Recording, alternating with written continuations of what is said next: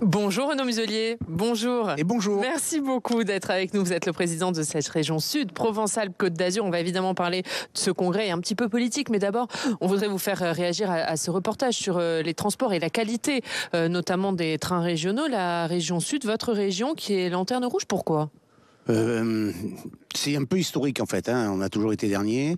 C'est la raison pour laquelle nous avons passé, en fait, nous avons fait un appel à concurrence qui va être déclenché cette année. Avec aujourd'hui à 90%, on était à 82% quand nous sommes arrivés à la région. On vise un objectif de 96% dans l'année, et donc on s'est doté de moyens avec la SNCF et avec Transdev dans le cas de cet appel à concurrence pour faire en sorte que on a changé les rames, mis des centres de maintenance nouveaux, modifié tout le volet électronique, électromagnétique qui permet de gagner du temps. Bon, il y avait une SNCF qui avait un monopole omniprésente et qui faisait un peu ce qu'elle voulait. Donc aujourd'hui, c'est plus le cas. Donc j'espère que. Mais vous dites aux usagers des TER de votre région que ça va s'améliorer vite. Ben, on doit passer dans l'année de 90 à 96% de train à l'heure. C'est pas mal.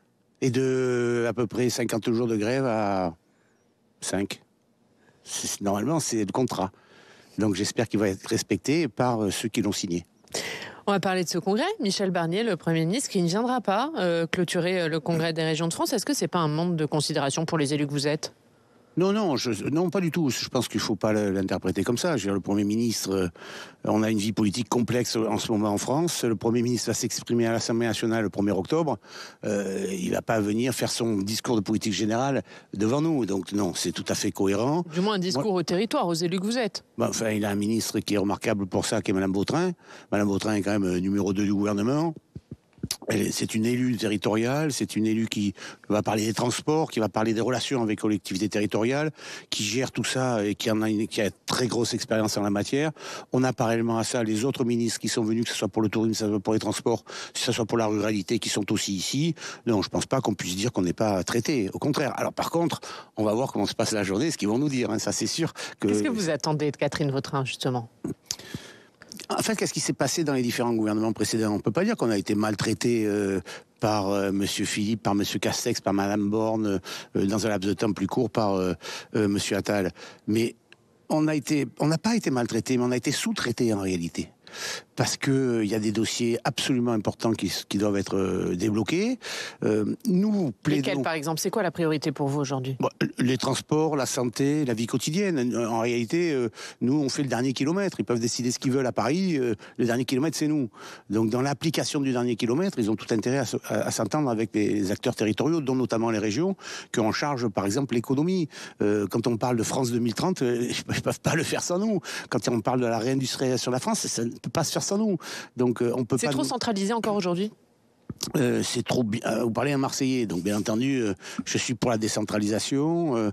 Je suis pour en fait enlever tous ces strates de non-compétences qui donnent des labels et des tampons de notre administration en général et qui bloquent, qui traînent, qui retardent, alors qu'on a pu voir dans la crise du Covid que nous avons été libérés des carcans administratifs et qu'on a été redoutablement efficaces, notamment en matière de santé. Donc laissez respirer les gens et ça sera bien. Alors, j'espère que Madame Vautrin entendra ce discours. Est-ce que 40 ans après les lois de fer, il y a besoin d'une nouvelle loi de décentralisation ? Oui, bien sûr, il y a une nouvelle loi de décentralisation, mais je ne crois pas une seule seconde aujourd'hui. C'est déjà un serpent de mer. Je vois pas comment, avec une majorité telle qu'elle est aujourd'hui à l'Assemblée nationale, on peut avoir quelque chose d'équilibré. Donc, c'est pas un sujet qui peut être transpartisan, ça ? Non, c'est jamais transpartisan, parce que vous allez voir ce qui va se passer entre les maires, les grands maires et les maires ruraux. C'est difficile comme sujet. Donc il faut s'y atteler à bras le corps avec un pouvoir politique fort pour arriver après à prendre des décisions. Ce qui est aujourd'hui, dans un vote à l'Assemblée, n'est pas le cas. Sur le Sénat, c'est possible, parce que ce qu'on avait mis en place avec le président Larcher sur Territoires Unis peut apporter une réponse, d'ailleurs, sur la décentralisation en matière de santé. On voit bien que ça marche pas. Bon, malgré les milliards qui sont engouffrés dans la santé, on voit bien que la proximité n'existe pas.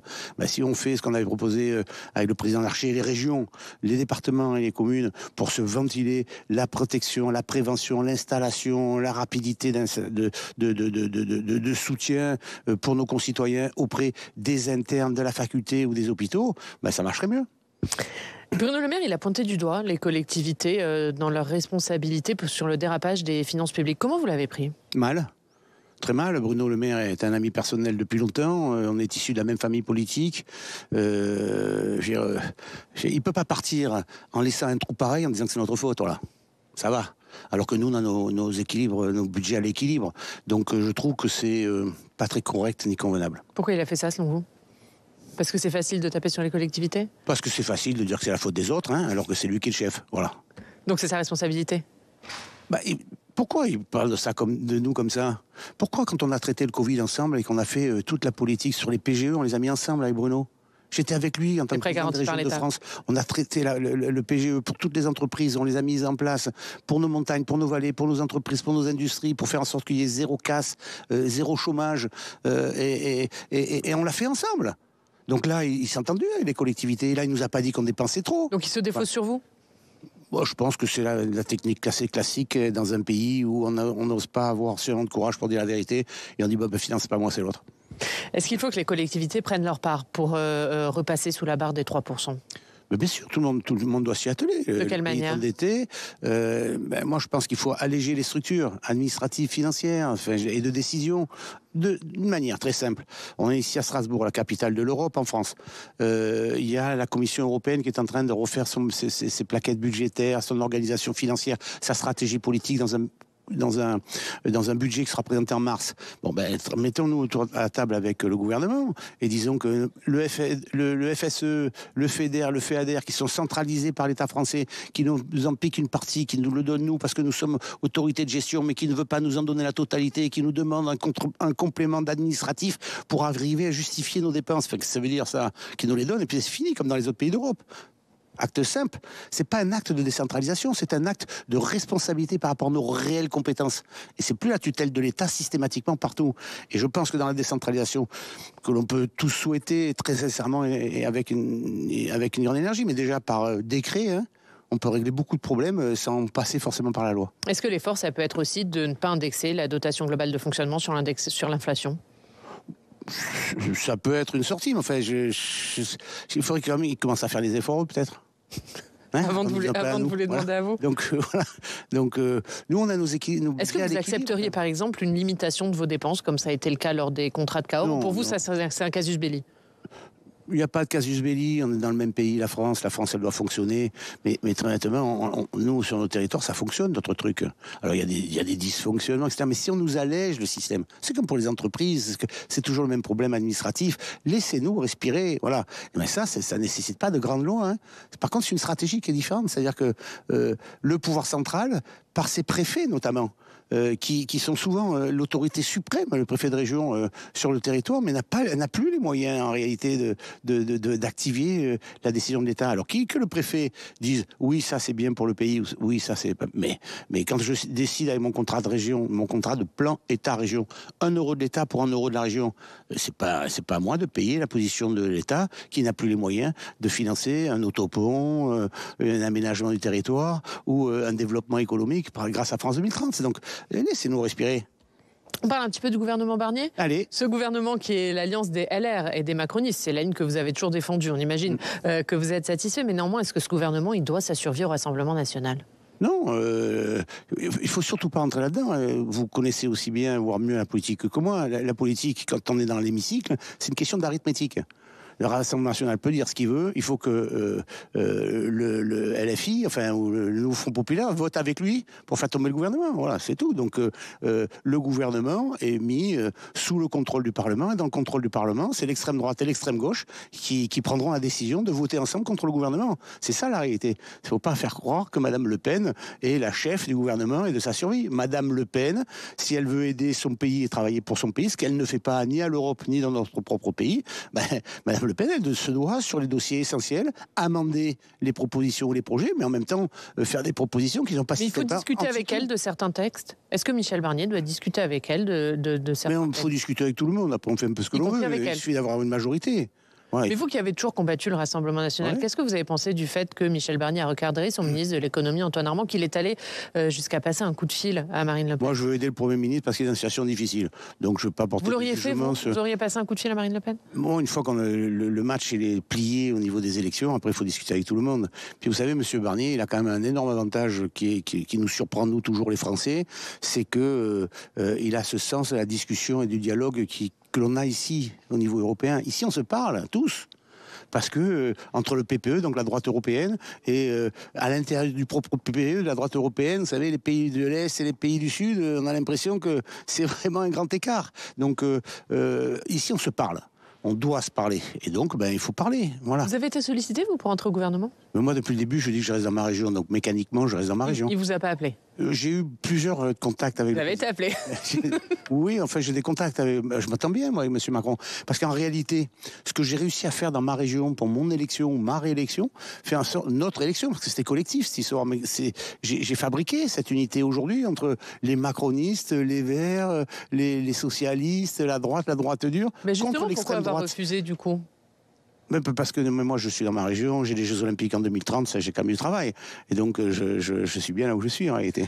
Éric Ciotti, qui est élu de votre région, il a annoncé son départ des Républicains il y a quelques jours. Il a fustigé le choix des Républicains, les a critiqués de se diluer dans le macronisme. Qu'est-ce que vous avez pensé de cette interview? Le forcené a rendu les clés. Et c'est lui qui est mis en examen sous tutelle du Rassemblement national. Ça me fait rire. Et c'est triste pour mon ancienne famille politique. Mais enfin, le forcené a rendu les clés de la maison. Il pensait donner ses clés au Rassemblement national. Et c'est lui qui est sous tutelle par le Rassemblement national. Il en appelle toujours à l'union des droites. Il en appelle notamment à Laurent Wauquiez, à David Lisnard. Elle a de l'avenir pour vous, cette union des droites? C'est l'addition des compétences et des raisonnables qui a un avenir. Mais pour ça, il faut arriver à grandir politiquement. Je dirais simplement que par rapport au passé de M. Ciotti, systématiquement et tactiquement, chaque fois qu'il a choisi un camp, il se trompait. Donc, c'est pas de bon augure pour le RN, ce que vous dites. Chaque fois qu'il s'est mis avec quelqu'un, il a perdu. Donc, quand il était avec Sarkozy, paf, il a perdu. Quand il s'est mis avec paf, il a perdu. Quand il s'est mis avec Fillon, paf, il a perdu. Et là, aujourd'hui, il a dit, je veux être ministre de l'Intérieur, paf, il a perdu, c'est M. Retailleau. Bon, c'est quand même pas un grand stratège pour avoir de tels résultats. Donc, j'invite à faire exactement l'inverse de lui. Ça sera plus sûr pour la suite. Les dernières législatives, elles ont montré une poussée du Rassemblement national et de la gauche dans votre région, mais dans votre ville, à Marseille. Est-ce qu'il y aura une alliance entre les macronistes et les républicains lors des prochaines municipales? Je vous donne un exemple très simple. Dans ma ville de Marseille, on avait plus de LR et on avait trois sortants de Renaissance ou associés. Il y a eu des candidats LR en face, pouf, ils ont perdu tous les trois, terminé. Donc, où vous additionnez malgré vos différences, et vous gagnez. Donc vous dites au LR, c'est soit vous venez avec nous, soit vous êtes effacé. Et là, le schéma ne serait pas le même. Aujourd'hui, c'est 3 députés de plus. C'est la vie politique marseillaise où vous avez quand même M. Delogout et M. Bompard élus avec 62% des voix au premier tour. Le Rassemblement national avec trahison classique de M. Ciotti et ses sbires avec un candidat qui n'a jamais mis sa tête sur une affiche, qui n'est pas allé sur un plateau télé. Enfin, c'est un truc de dingue, cette histoire. Très bien, mais ça, c'était le Rassemblement national, comme toujours. Mais si on avait été ensemble, on gagnait. On gagnait 3. Voilà. Donc vous dites, vous n'avez pas le choix. C'est mathématique. Vous n'avez pas le choix, il faut qu'on s'allie. J'ai gagné la région comme ça. Ça m'a coûté assez cher pour l'assumer politiquement. Et donc, j'avais dit à mes amis de LR à l'époque, allez avec M. Macron, vous n'êtes pas obligé d'être macroniste. Et gardez votre identité, gardez votre liberté, gardez votre modalité de fonctionnement. Faites comme on fait à l'Europe, additionnez. Ils le font maintenant. Voilà, donc c'est plus tard que le début, mais c'est mieux que rien. Vous serez candidat, vous, au municipal à Marseille? Non, moi je suis pas candidat. Moi je vous ai expliqué que j'ai gagné les Jeux Olympiques pour 2030. J'ai ma région. C'est pas incompatible. Oui, mais il faut pas courir derrière tous les. Par contre, je ferai en sorte et je travaillerai énormément et je me mêlerai de l'organisation structurelle, de la liste, du leadership, de l'organisation, de l'unité. Qui pour ce leadership à Marseille? Je pense que il faut avoir le soutien des anciens, des anciens ou des responsables politiques locaux qui ont une certaine expérience comme Madame Vassal ou moi-même, mais il faut qu'on ait une génération de Marseillais qui sont trentenaires, quarantenaires. C'est pas des jeunes. Donc ni vous ni Martine Vassal. Martine Vassal, elle cherche à garder la métropole, donc elle peut être tout à fait candidate sans vouloir être candidate aussi comme leadership sur la ville de Marseille. Donc il faut. Et vous avez un nom en tête parce que c'est dans pas longtemps. J'en ai 2-3 de noms en tête, bien sûr. J'en ai 2-3 de noms en tête.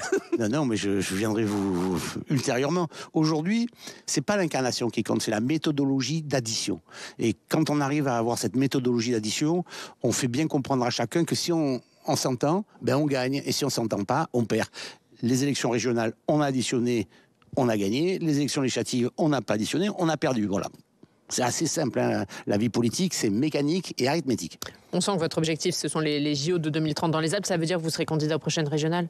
Oh, c'est 2028, ma chérie. Enfin, ah oui, mais les JO, c'est 2030. Oui, mais on a le temps, on est en 2024, on me parlait de 2026. Vous savez, chez le mandat le plus long du monde, j'aurais fait si vous voulez porter ces JO jusqu'au bout, il faut être encore président de région. On n'est pas pressé. On n'est pas pressé. Par contre, l'organisation des Jeux Olympiques, où nous avons la ligne nouvelle Provence-Côte d'Azur, qu'il faut mettre en place, l'accessibilité sur Briançon, où on doit mettre moins de 5 heures quand même et descendre à 3h30 pour y aller en train, la restructuration de la totalité de nos voies autoroutières, l'ensemble de ce dispositif de nos Alpes françaises, qui doivent être quand même la première destination touristique au monde. Comment on fait pour avoir le tourisme 4 saisons, pour faire en sorte qu'on tient compte du réchauffement climatique? Compte tenu de la situation budgétaire, ils pourront se faire ces JO de 2030? Pourquoi pas? La situation budgétaire dans le pays est quand même pas au beau fixe. Oui, enfin, c'est 1,5 milliard, quoi, dont la moitié payée par les collectivités. C'est pas sérieux, quoi. Donc aucune inquiétude là-dessus. C'est un élément plein. Non, mais vous avez toujours des gronchons, des grognons, des mecs qui sont toujours négatifs, qui vont vous expliquer que c'est pas possible, comme pour les Jeux de Paris d'ailleurs. Hein. Bon, là, c'est 1 milliard, 1,5 milliard. C'est pas rien. Rajouter. C'est pas rien, mais pour un dossier planétaire qui permet de restructurer le truc. Puis après, je veux dire, maintenant, ça suffit, les Parisiens, vous êtes gentils, vous. Enfin, vous prenez l'argent de la totalité du pays, vous restructurez Paris, vous organisez Paris, et nous, en province, on n'a droit à rien. Voilà. Et nous, on a un projet international et mondial, et on va nous expliquer qu'on ne peut pas améliorer les montagnes françaises. Eh ben non, voilà. Alors ça, si vous voulez parler de décentralisation, là, vous allez m'avoir. Hein. Merci, Renaud Muselier. On a bien compris. Merci beaucoup, merci d'avoir été notre invité. Excusez-moi de ne pas vous répondre sur toutes les échéances qui arrivent, hein, quand même, mais il y en a quelques-unes qui sont importantes. Je compte sur vous pour revenir nous en parler. Merci d'avoir été avec nous.